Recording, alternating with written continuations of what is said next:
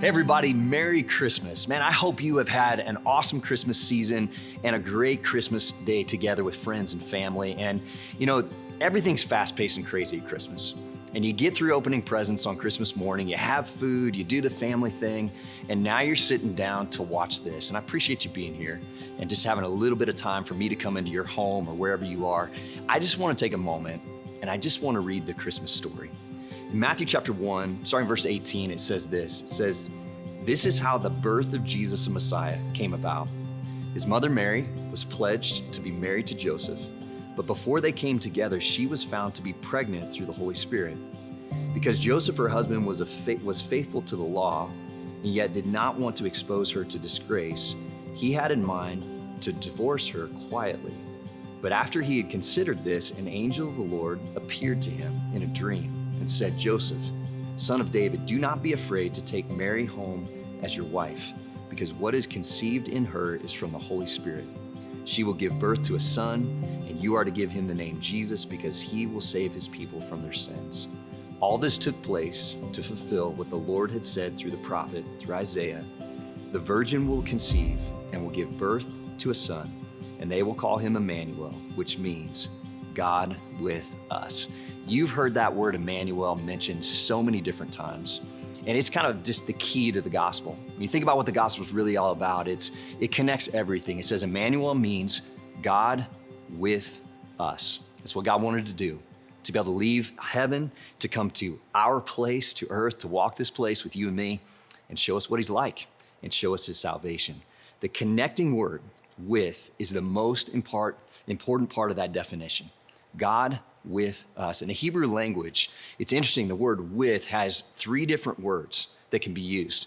And it depends on which one you translate. The most important one is right here. So there's the idea of para, that's the idea of kind of in proximity to. Then there's meta, that's the idea of being alongside of something.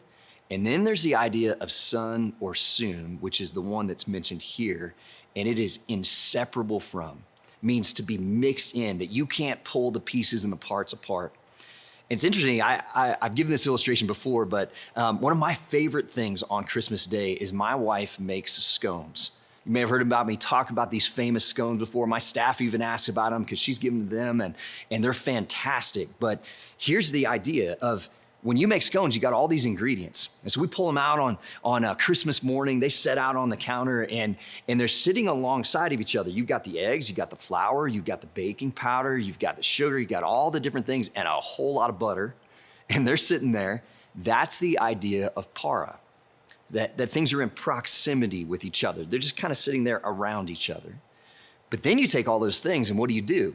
You crack open the eggs, you put them in the bowl, you put the baking powder in, you just put different ingredients into it, you melt the butter, you pour that in, the sugar, and now you've put it all in the bowl, and it's not just in proximity to each other, it's alongside. Now you still wouldn't eat that, right?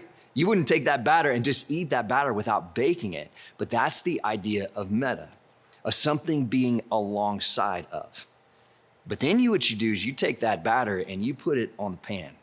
And you form it into that beautiful scone shape, and you put some butter on top of that, and you put it in, then you pull it out, and you put the icing on top. I'm telling you guys, and she doesn't cook them like all the way till they're dry. She cooks them till they're moist. You pull them out, and you eat these things. Krispy Kremes might be like one of the best things from heaven, but I'm telling you, my wife's scones, they kick Krispy Kreme's butt. I mean, they're amazing. And that's the idea of meta, that when you put it in the oven, all those ingredients work together. They're intertwined and you can't pull them apart. They're inseparable. And the idea of Emmanuel is that God wanted to come into our world, into our mess. And even though we're messy, we've got different things that go on in our life that are difficult. He said, I want to enter in. I want to be the Messiah that enters into your mess. And what I want to do is be inseparable from you. And what ends up happening is when you pull those scones out of the oven, you drizzle that like icing over the top, and then you take a bite of that warm, awesome scone. Like you look at that and you're like, this is amazing. You never would have known that with the things sitting alongside of each other in proximity or even in the bowl, that was going to turn out to be that awesome. And that's what God says happens in our life. when we take seriously the idea of God with us, intertwined, intermixed into all the components and parts of our life, man, into our finances, into our relationships, into our emotions, into our children's lives, into our home life, into our values, when we intermix him into all those things and let him begin to set the pace and determine what the flavors are gonna be, man, it turns our life into something very, very different.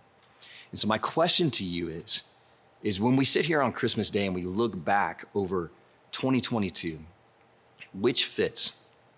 God with you, is it kind of, proximity. I go to church on Sunday.